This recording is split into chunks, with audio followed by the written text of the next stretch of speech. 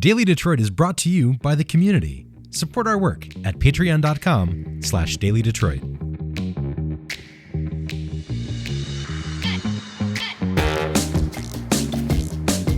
Hello, everyone, and welcome to your Daily Detroit, where we're sharing what to know and where to go in Southeast Michigan every single day of the week on your favorite podcast app. I am Jer Stays, and across the table from me, as he is every Friday, and just west of me, Devon O'Reilly. Great to be here, Jer. Another crisp fall day here in the North End. You know, wherever we record, we need to align us like a baseball stadium, where you're always west of me. Did that happen? Did that happen organically? I'm trying to think now. I'm getting my bearings. Am I west of you? Yes, you are. Oh, fantastic. Woodward is at your back. Well, then I feel very comfortable. This will be a good show. Where do we even begin? There's a lot. I think first off, we have that event October 25th on Wednesday. If you come early, it starts at 5, but if you come early, you might just catch a wild Devon O'Reilly. You might just catch one. I mean, we were out late the other week at Tech Town's Toast of the Town, so you caught Devon out, way past my bedtime. You know what? Let's talk about that event real quick, because you know what? We didn't, and we had a great time. It was fantastic. Got a good amount of the group together, saw some of our favorite entrepreneurs and listeners of the show. It was packed house at Tech Town, so shout out to Ned Stabler and his whole team there at Tech Town. They put on a hell of an event. Yeah, and if you go back in the archives, you will see a conversation that I had with Ned. It's called We Need More People. It's a really good one. If you haven't listened to that episode, do so. And I just want to shout out some of the great people we saw. We saw Eric Thomas, who's now he's a senior vice president. Mr. Vice President. Dun, dun, dun, dun. It's kind of crazy. If you know Eric Thomas, he's like a ubiquitous voice of Detroit things on a ton of Talk topics. about a man about town. That's another guy you just see. If you just walk around Detroit, you just see Eric all the time. You can't miss his suits either. Right. And his shoes. Great shoes. That's one thing I'll say about that event. There were great shoes in that house. I'd like to think I contributed to that. You did. And you know, Tech Town does so much good stuff around the community. And it's also, people don't realize this, there are a lot of different business incubators. It is a nonprofit. Mm-hmm. So just something to remember about that. And they've been doing a lot of projects over the years. And make sure you check out Toast the Town next year. We found out about it a little bit late to share it on air. But there was just so many like small businesses, and this is not the first year they've done all this. No, they've been doing this for several years. I mean, I didn't even come to this with my Daily Detroit hat on. I was just there as entrepreneurial Devon with the chamber gig and that sort of thing. So we just happened to both be there. We kind of aligned, and it's a great event. It happens every year, so put it on your calendars early. But I was out pretty late that night. But if you come to the 25th event, I'll stop by early, say hello, have a cocktail. I mean, I can't turn down a amazing Castalia cocktail. Yeah, that's totally fair. And so people know, we will be out there a while. I don't know if it's going to be a huge turnout or what it's going to be, but I figured we may as well celebrate, as I said in yesterday's episode, that finalist for Best News and Politics podcast. It's a good thing. It's a good thing. It's well-deserved. We were, the little engine that could in some respects, the small but mighty team. So it was great to be kind of thrown in that grouping, even though, was it Betches that won? Yeah. Yeah, I think my wife knows about that. Yeah, so lots of people I know about that. That's probably why we lost. Yeah. When you're people that famous. all over the country know about them, and they do a solid product. It's no knock against them. And soon they will know about us. I'll just go outside of their studio in New York and just hold a sign like Daily Detroit was here, take a selfie, and move on. Let them know. Let them know. All right. Bone broth. You sent me this link. Bone broth, and yoga. Apparently, this is going to go together, and I could not think of a better place. And I say this in all respect, and not in a sarcastic way, but only maybe a little bit. I could not think of a better place for a bone broth bar and hot fitness studio combo to go than Milwaukee Junction, the new hipster enclave of Detroit. Oh, you're going that far with that label, huh? Oh, again, I appreciate. We're just blocks away. We are blocks away, Jared. We've got Milwaukee Cafe in our hands here. Believe me. But we talked about this before. I love Milwaukee Junction because it's the younger sibling of what Midtown circa 2012 was. You know what I mean? It's got those vibes, even 2014. It's got those Midtown. We have listeners who are not old enough to remember those days. Right, and that's what I'm saying. I'm saying this for the people who are like, yeah, Devon, I hung out in Midtown in 2014. And for the people who maybe only hung out in Midtown now, and it's a very different place. So I'm just saying, let's say Milwaukee Junction has definitely picked up on that kind of that hipster culture, the really kind of interesting out there sorts of stuff, the types of folks who gravitate towards that, younger artistic crowd, that sort of thing. So yeah, we're going to have a bone broth bar, which, have you had bone broth before? I mean, I have around cooking, but like not as a drink on its own. Well, it's interesting because I've had bone broth before. I actually, at one point, this was during COVID, they have like little packets that's like powdered bone broth, and so you just mix it with hot water. But it is a fantastic way to get nutrients out of bones, and you can add, there's fats and minerals, and you can basically, if you think about it, bone broth is almost like a tea in a sense. People who extol the benefits of that. It's like a tea made out of meat? Exactly, Jared. Meat tea. It's a meat tea. For real. I'll give you that one. Because when people start inevitably picking up on that, it's essentially a meat tea. So which means you can fill it with any kind of spices and herbs and flavorings. You can basically make it do all those things. And you get a lot of nutrients that come from, boiling the bones and pulling all that flavor out of the bones. My grandmother would tell me stories about that's what she would do during the Depression. I mean, like for real, I don't mean to like make light of it, but it's been a long-term thing. One of the articles I saw said that it sources from Fairway Packing, and the place is actually called Hot Bones. Hot Bones. And you're right. They source from, why not? Eastern Market has fantastic access to nice bones there. So they're sourcing from those places. And again, they're also going to have a yoga studio, fitness studio. Looks like some infrared Pilates, which is like a hot Pilates. I can't tell you all about that because I don't know, but I know that it's popular. You know what? I did something like that. And not for me. Yeah, I know. I'm not that person. I will try almost anything once. I am not that person. It's one thing to sweat while you're working out, but to actually start by sweating when it's like 120 degrees, like that's just too much for me. I'm already going to sweat working out. Look, my approach to exercise and being outdoors is very much like my pit bull mix, which is laying out like a potato. That's just my vibe. I'm much more of the potato vibe, but I'm excited to see these kind of things. And here's the thing.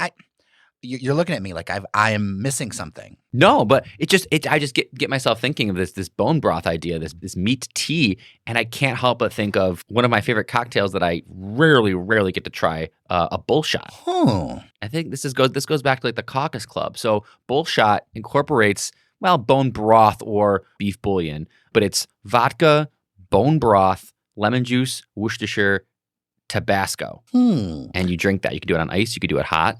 So are you going to go to Hot Bones, pick up some bone broth, and then like run home and like make a Bullshot? I probably would do that. I would do that. Or I would hope that maybe some places like Kiesling pick up like on right this. across the street. Maybe right Kiesling picks up and does a Bullshot on their menu, and then I can just go there and get it. Hints, strong hints to local bars that try something.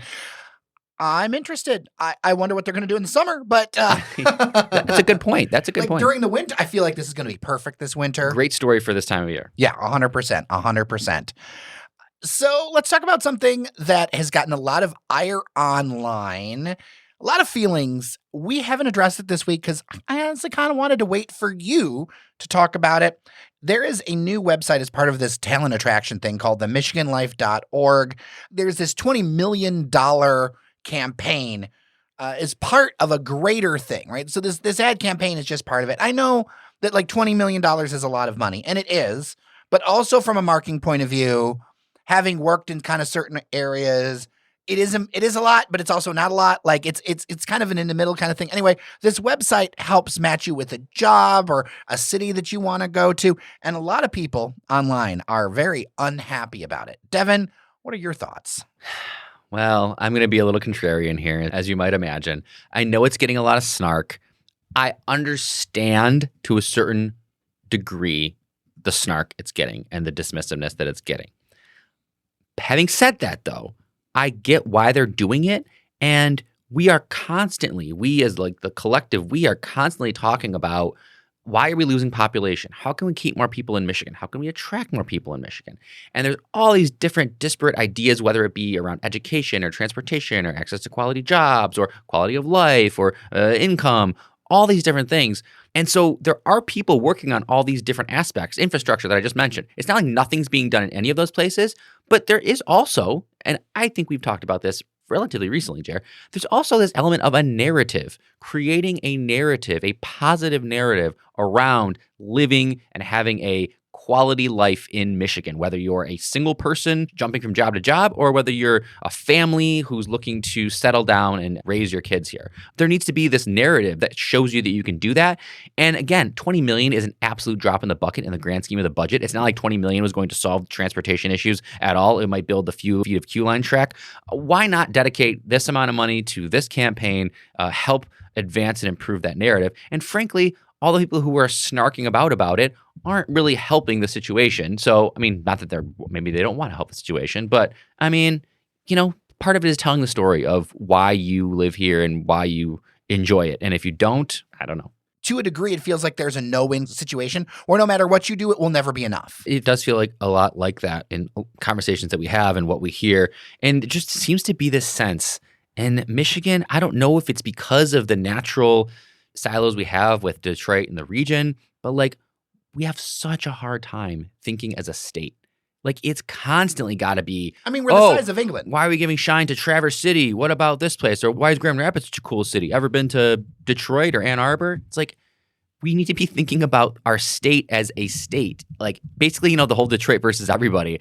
Maybe we need to pick up a little more on the Michigan versus everybody tones because we just don't think like a state or like a region here. It's always got to be like if someone else is getting play, if another city or another, part of the state is getting play, it's always kind of like everyone else, is heard about it. And that's not how we want to think. I mean, we have amazing assets. And if we collectively pool our assets in Michigan, I mean, I really do think that we can outdo just about any state if you really take our collective assets together.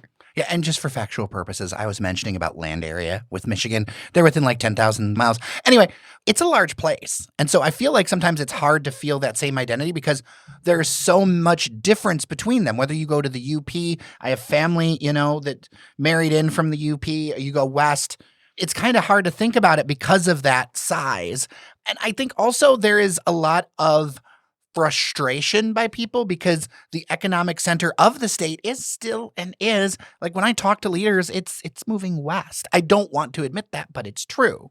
Right. Like Ann Arbor, Grand Rapids is where there's more momentum picking up on the west side of the state, and that inevitably means change. And we can't argue with facts and data, and we can, but we shouldn't.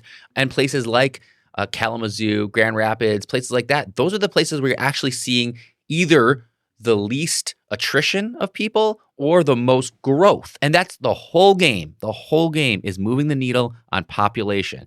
And if there's areas of the state that are doing it, I don't care how they're doing it. They're doing something right. And it's okay to give them props and say they're doing something right. They're growing population where certain places are almost hemorrhaging it. And so they're doing something right. We got to give them credit. And we have to think about what we can do in our neck of the woods in Detroit to reduce this brain drain, population drain that's happening. And for a $20 million ad campaign, if that can help at all, then I'm all for it. And don't worry, we're still looking at transportation and education and quality jobs, but those are really big levers. And we don't really have answers to some of them yet. And I would argue in a lot of cases, those are levers that actually aren't government's thing.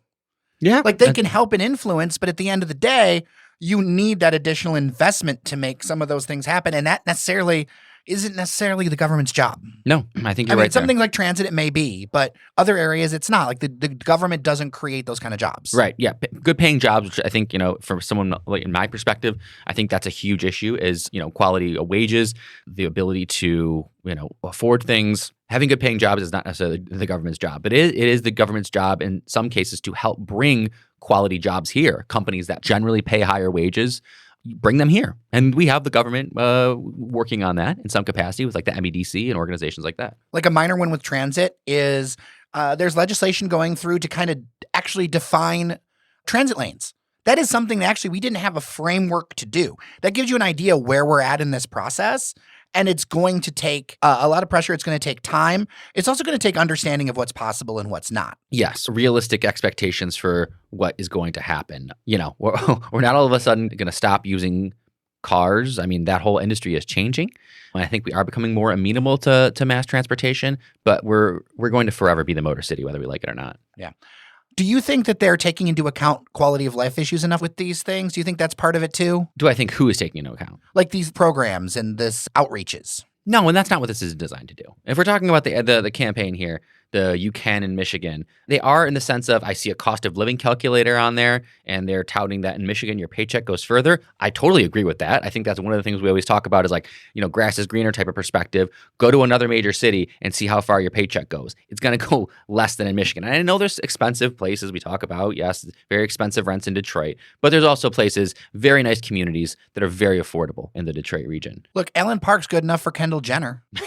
I Damn saw it. her. That was over the week. How about that? That was. I never thought I'd think such a star would be in like a dreary parking lot in downtown Allen Park. You wonder how that happens. And you know what's fascinating to me, because I'm like, I love sociology, is like, I wonder, like, I would have loved, what is she thinking? Does she think she's in Detroit? Because I mean, as a celebrity, like, you just touch down, you get whisked off. You get off the airport. Like, is she like, is this Detroit? What's that meme with the guy with the butterfly? Is this Detroit? Is this, where am I? Is this Michigan? On threads I put out there, looking to connect with everybody from Detroit/Metro Detroit/Southeast Michigan. And I said, I'm keyword stuffing this.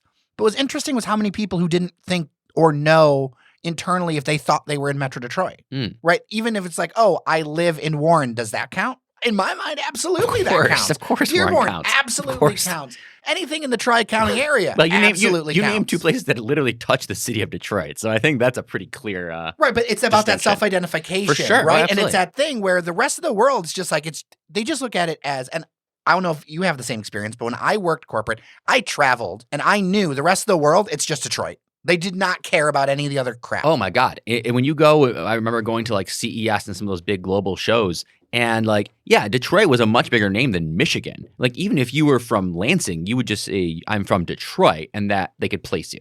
But I think at the end of the day, we have to figure out a way to like be one, work together, all those like kumbaya things. We have to, or else that's the only way this is going to get solved, is we have to start thinking together rather than trying to just kind of like fight each other for the scraps of who's going to gain a few more people in their city. It's like, I don't care if people move from Westland to Plymouth or from Warren to Sterling Heights. It shouldn't matter to us as long as people are staying in the region. Detroit City FC's final home game this weekend, final game of the season. There you go. I know we've got Oktoberfest, I saw, in Parker's Alley downtown, happening tonight. If you're listening to this on Friday, I'm not a big proponent of an Oktoberfest on a Friday night. Surprise, surprise. You got to have that during the day, I think. At least open it during the day. Well, and then Bedrock's doing their things with the Monroe Block, with their Midway, and then also 1001. For the holidays. So there's a bunch of stuff on that coming. I'll probably do a preview on it later because I know it was a fan favorite. Yeah, we'll be talking about this much more, but we're getting ready. I get to see this from my perspective quite a bit, but we're seeing that flip now between where Campus Martius and Cadillac Square and all that goes from like the summertime fun to holiday cheer. And so we're going to see that beach flip to the ice rink and all that sort of stuff. The pop-up shop, the tree's coming up. Oh my gosh, we're almost to the tree. Jared, you know where the Devon office is now, so I'm going to have the first look at that tree when it goes up. I think you should be doing a time lapse from your window. It's not a bad idea. That's not a bad idea. We might get a Daily Detroit time lapse up there. Check the socials. I'll post it on Daily Detroit instead of my own. Oh, and one more thing before I leave. I forgot. I was going to mention this. Send me ideas for guests you want on the show, because we're up to a lot of big things for the fall and winter season that I am not ready to talk about yet, but I'm very, very excited about things that you're going to be able to visit yourself. But I want to know, who do you want to hear on the show? Well, Jared, for me, this one is not going to be surprising for people maybe because he's becoming like a cultural icon locally here. Tim Robinson. Oh. If he comes on the show and I'm not around, I swear to God, Jared, we'll never be friends again. If he comes on, I will buy you and him all the drinks you want. I would love to have Tim Robinson. And him and Sam Richards have been coming to Lions games. So, like, they are around. I've already got the title of the show for you. I think you should podcast. Ooh, Tim might listen. It would be a pleasure and honor. Whatever you need, we will make happen. It would be great to have Tim. You know what? And then Sam. If Tim's coming, Sam's coming too. I'll whip up some sloppy steaks and we'll have a great time.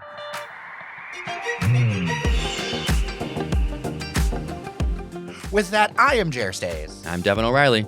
Remember that you are somebody, and we'll see you around Detroit.